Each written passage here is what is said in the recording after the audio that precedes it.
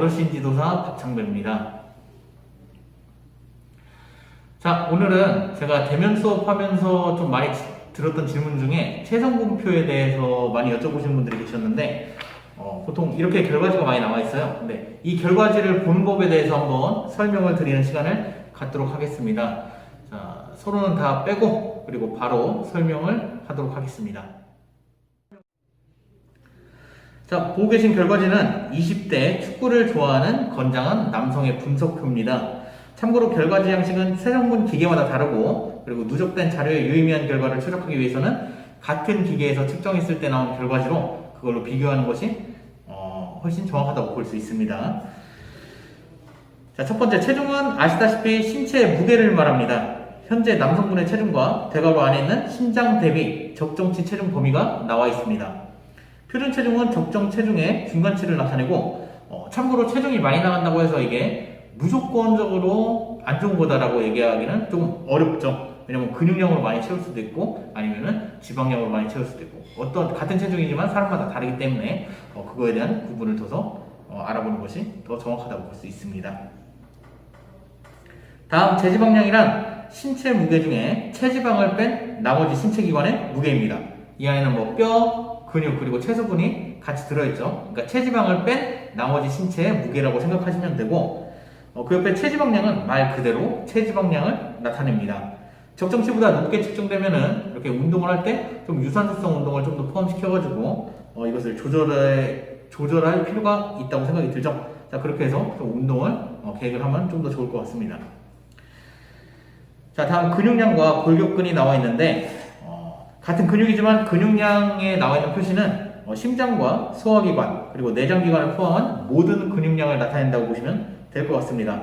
그리고 옆에 있는 골격근은 직접적으로 신체 활동을 할 때 뼈를 움직이는 그런 근육이, 뼈에 붙어있는 근육들을 얘기하는 거고, 그리고 일반적으로 우리가 근력 트레이닝을 했을 때 잘하는 근육들은 거의 다 골격근이라고 보시면 될 것 같습니다. 다음 아래 체수분량을 보면 신체 내에 존재하는 수분량을 나타낸 겁니다. 이거는 세포 내액과 세포 외액으로 나타낼 수가 있는데, 세포 내액 같은 경우는 말 그대로 세포 내에 존재하는 수분량을 말하는 거고, 세포 외액 같은 경우는 세포 사이사이에 그 간질액이라는 것이 존재를 하고 있어요. 그리고 그 안에 있는 그 세포의 간질액 빼고, 그리고 혈액을 두 개를 합쳐가지고 세포 내액이라고 얘기를 할 수 있습니다. 세포의 수분비가 만약에 적정치 이상 올라가 있다 그러면 그거는 신체에 부종이 있음을 알 수가 있겠죠.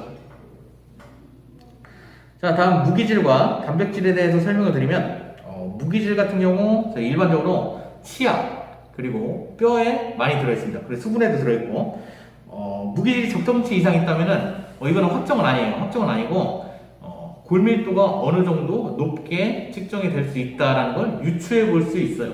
골밀도가 무조건 높다는 게 아니라 유추해 볼 수 있고, 반대로 측정치 아래 있으면은 골밀도가 좀 낮을 수도 있다라고 생각을 할 수 있겠죠. 골밀도 측정은 따로 또 있습니다. 참고로. 자, 그리고 단백질 같은 경우는 저희 근육은 대부분 수분으로 되어 있는데, 수분과 단백질의 고용질로 되어 있지만 수분을 뺀 나머지 그 단백질, 고용질의 양을 나타낸다고 보면 될 것 같습니다. 자, 다음 측정 결과표를 보면 이분 같은 경우는 적정 체중보다는 조금 더 많이 나가죠. 그리고 체질량 지수 결과 26으로 이 정도면 경계성 비만에 좀 들어갈 수 있다고 봅니다. 근데 체질량 지수 같은 경우는 저희가 간단한 산술식으로 체중 나누기 키의 제곱, 미터로換算한 키의 제곱으로 간단한 공식으로 이렇게 나타낼 수도 있지만, 같은 체중의 경우 사람에 따라 근육량과 체지방량의 차이가 존재하기 때문에 건강상 동일하다고 볼 수는 없습니다. 그렇기 때문에 아래에 체지방률이라는 게 있죠. 자, 우리는 체지방률을 확인했을 때 일반적으로 체지방률 같은 경우 남성은 15에서 20% 정도, 여성은 20에서 25% 정도 정상 범위 안에 들어가 있다고 볼 수가 있습니다. 자, 이분은 약간 오버가 된 상태죠. 그리고 여기 남자분께서는 약간의 체지방률 조절이 필요하고 근력 운동도 필요하지만, 특히 유산소성 운동 위주로 이렇게 운동 계획을 짰을 때 조금 더 긍정적인 결과가 나올 것이라고 예상하고 있습니다. 자, 그 아래 보면은 이제 복부 비만이 있는데, 우리나라 기준으로 남자 같은 경우는 90cm, 여자는 85cm 이상인 경우 해당될 수 있으며, 특히 피부 밑에 있는 피하 지방보다 내장 지방이 쌓였을 때 조금 더 위험성이 높다고 볼 수 있습니다. 내장 지방은 장기 사이사이에 끼인 체각 내에 축적된 지방으로 우리가 잘 알고 있는 고지혈증이나 당뇨, 고혈압 등의 성인병의 원인이 되기도 합니다. 특히 하나의 성인병에 걸리면 그 나머지에 있는 성인병들이 같이 합병증으로 발생할 수가 있기 때문에 내장 지방의 축적으로 신체 건강에 가해지는 피해가 굉장히 커질 수가 있겠죠. 그렇기 때문에 적절한 유산소 운동과 그리고 특히나 식이요법의 조절이 굉장히 필요하다고 생각합니다. 자, 이러한 중요성으로 전체적인 체지방률 외에 복부 비만 항목이 따로 존재하는 거고, 그리고 내장 지방 레벨과 지방 면적, 그리고 복부 비만율에 대한 항목이 정상 수치가 나타날 수 있도록 스스로 관리할 수 있길 바랍니다. 다음 부위별 근육량 같은 경우 양팔, 다리, 몸통으로 구분이 되어 있는데 옆에 SLM이라고 써있는 거는 소프트 립 매스라고 근육량을 나타내, 단순하게 근육량을 나타내고, 그 옆에 있는 퍼센테이지는 체중 대비했을 때 이상적인 각 부분의 근육량을 나타낸다고 보시면 될 것 같습니다. 따라서 왼팔, 오른팔, 왼발, 오른발, 몸통 각 부위의 근육량과 적정한 근육량의 배분율이 표시되는 거고, 좌우의 근육이 균형적인 발달을 이루고 있는지 그걸 확인할 수가 있는 지표라고 볼 수 있습니다. 만약에 부족한 부분이 있다면, 특히 하체 같은 경우는 저희가 체중을 지탱해야 되는 부위이기 때문에 양쪽 고르게 발달할 수 있어야 하겠죠. 만약에 한쪽만 발달했다 하면은 척추 쪽에도 무리가 갈 수가 있고 골반 자체에도 무리가 갈 수 있기 때문에 가능하면 트레이닝을 할 때 양쪽 다 균형적으로 발달할 수 있도록 이렇게 골고루 운동을 하시기를 추천드립니다.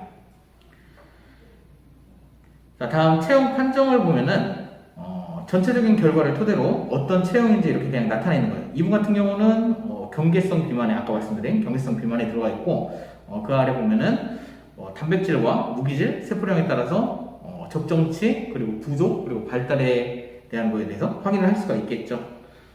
그리고 그 아래 기초대사량, 기초대사량을 정의하자면은 24시간 동안 아무것도 안 하고 생존을 위해 필요한 최소한의 에너지 요구량이라고 생각하면 될 것 같습니다. 간혹 기초대사량만큼 먹어서 다이어트를 한다는 분이 계신데, 기초대사량만큼만 먹어서는 활동량에 따른 나머지 잉여 칼로리가 필요 칼로리가 부족하기 때문에 몸에 무리가 갈 수가 있어요. 그렇기 때문에 반드시 자신의 활동량을 파악하고 극단적으로 칼로리를 제한하지 않는 다이어트를 해야 한다고 생각합니다.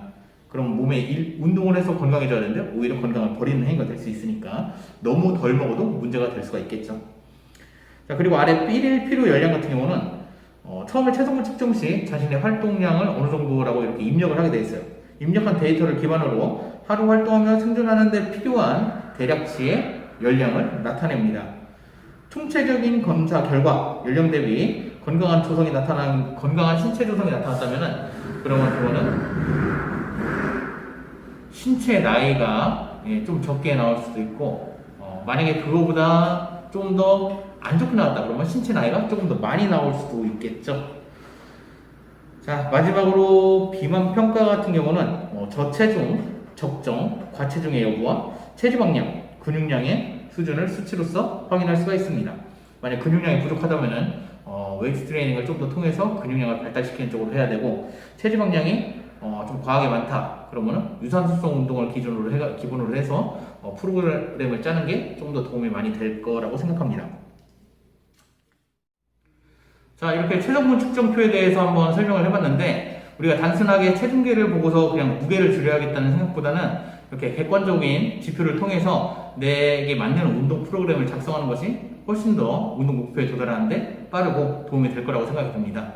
특히나 체성분표 같은 경우는 저희가 주변에서 이제 예전에 좀 어려웠는데 보건소나 운동센터 아니면 주민센터 이런 데 많이 비치가 되어 있기 때문에 그쪽에 가서 이용을 하시고, 또 여건이 된다면 운동 상담, 그리고 체성분 측정표에 대한 상담도 많이 받아서 조금 더 합리적으로 운동 프로그램을 짜서 나에게 맞는 운동을 찾는 게 좋겠죠. 자, 저희 코로나19 상황이 끝날 때까지 개인의 위생관리를 철저히 하고 방역 수칙을 준수하여 향후 끝났을 때 건강한 삶으로 돌아갈 수 있도록 개인의 건강관리를 충분히 하시길 바랍니다. 자, 이상 여기까지 마치도록 하겠습니다. 감사합니다.